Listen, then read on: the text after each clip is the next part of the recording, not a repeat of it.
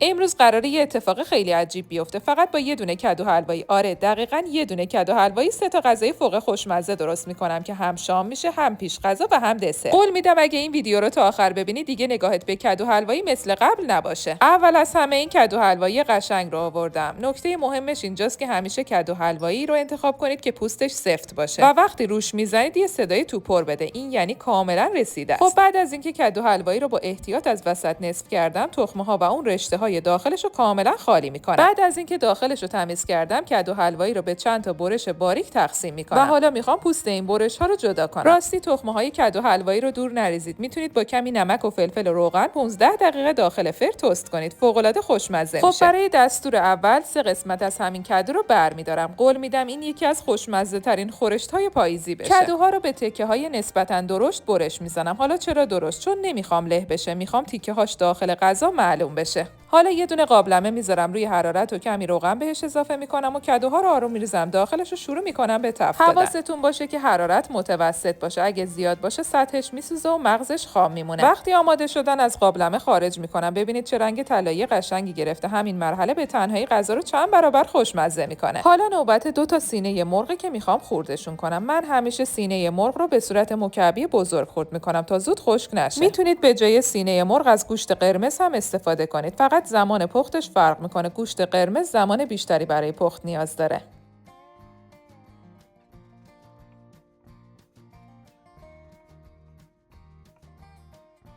بعد از اینکه سینه های مرغ رو خورد کردم، مرغ ها رو داخل همون قابلمه میریزم و کمی تفت میدم تا فقط رنگش عوض بشه. نمیخوایم کامل سرخ بشه.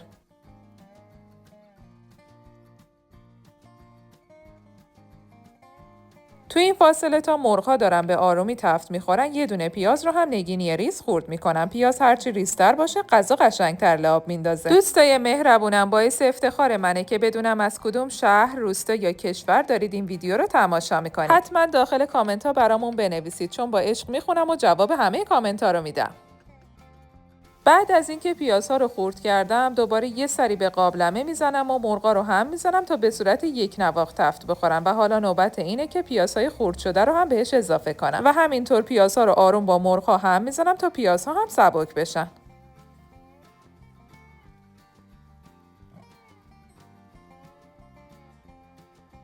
تو این فاصله 2 حبه سیر درشت رو هم میارم و اول له میکنم و بعد ریز ریز خوردش میکنم. اگه سیرتون خورد بشه ولی له نشه، عطرش کمتر آزاد میشه. پس اول خوب لهش کنید و بعد به صورت ریز خوردش کنید. حالا سیرهای خورد شده رو هم داخل قابلمه اضافه میکنم و شروع میکنم به هم زدن تا عطر سیرها هم آزاد بشه. فقط حرارت رو کم کنید تا سیرها نسوزن. حالا توی این فاصله 3 تا گوجه فرنگی رو هم رنده میکنم. میتونید به جای رنده کردن از میکسر هم استفاده کنید، ولی من طعم رنده ای رو خیلی بیشتر دوست دارم.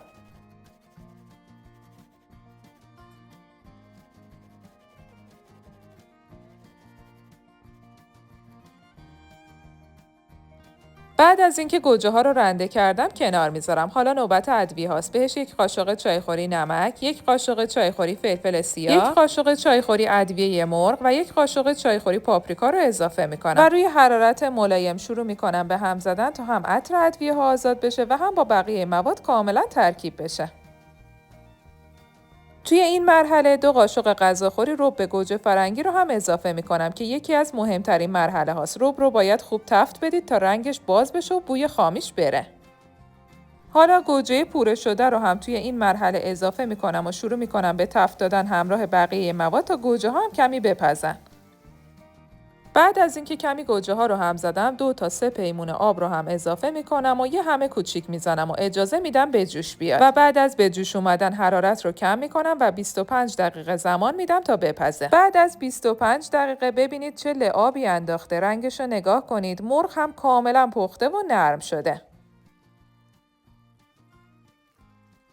حالا توی این مرحله کدوهای سرخ شده رو هم اضافه میکنم. یک پیمونه نخود فرنگی آبپز رو هم داخلش میریزم و خوب هم میزنم تا کاملا ترکیب بشن و 15 دقیقه دیگه هم با حرارت کم میذارم تا بپزه. این مرحله باعث میشه همه طعم‌ها با هم دیگه قاطی بشن. بعد از 15 دقیقه که در قابلمه رو برمیدارم ببینید این غذا چی شده. لطفاً همینجا از ویدیو بیرون نرید چون دستور دوم یه غذای معرکه دیگه با کدو حلوایی که باید حتما ببینیدش. این خورشت کدو حلوایی که امروز درست کردم اونقدر خوش عطر و خوش رنگ و لعابه که وقتی ریختمش روی خودم مات موندم. این نسخه اصولی و امتحان پس داده است. اگه تا حالا خورشت کدو دوست نداشتین این یکی عاشقتون میکنه. پس حتما امتحانش کنید. حالا بریم سراغ دستور دوم که هر کی خورده عاشقش شده. طعمش درست مثل غذاهای گرون قیمت خارجیه ولی با کمترین مواد درست میشه. 3 قسمت دیگه از کدو حلوایی رو نسبتا ریزتر خرد میکنم. یه دونه پیاز رو هم نگینی خرد میکنم. برای خرد کردن این سبزیجات اینجا زیاد وسواس به خرج ندین چون بعداً قراره پوره بشن.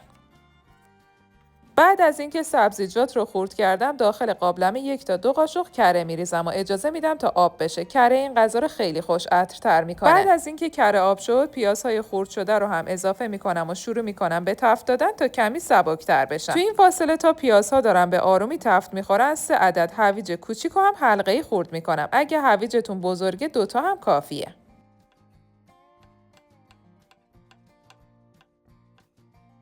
بعد از اینکه پیازها کمی سبک شدن کدوهای خرد شده و هویج خرد شده رو هم داخل قابلمه اضافه میکنم و شروع میکنم به هم زدن. تا اونا هم دارن به آرومی تفت میخورن یه دونه سیب زمینی رو هم به صورت نگینی خرد میکنم. سیب زمینی توی این غذا باعث میشه غلظت طبیعیش بیشتر بشه. هویج هم رنگ غذا رو بهتر میکنه. توی این مرحله میتونید یه دونه گوجه هم اضافه کنید ولی من امروز نمیریزمش. بعد از اینکه سیب زمینی ها رو اضافه کردم اندازه یه قاشق غذاخوری سیر رنده شده رو هم اضافه میکنم و شروع میکنم به هم زدن تا عطر سیر آزاد بشه.